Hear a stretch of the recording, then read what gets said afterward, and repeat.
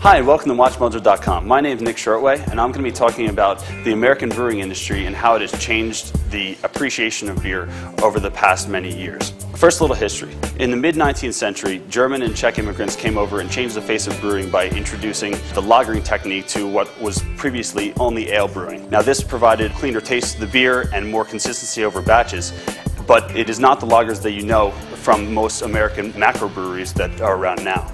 These were flavorful, they were brewed with a lot of pride. Then Prohibition came, or as I like to call it, 13 years of hell. Prohibition knocked out almost all of the microbreweries in the States. Hundreds of microbreweries shut down because they couldn't produce beer anymore.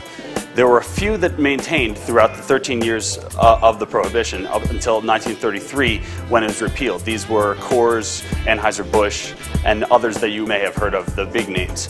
Now these survived by producing root beer, producing non-alcoholic beer, near beer, which is very little alcohol in it. So they started using American food staples like rice and corn to supplement and replace the malted barley that was more expensive. This had a poor effect on the taste, and because of that they had to rely on advertising.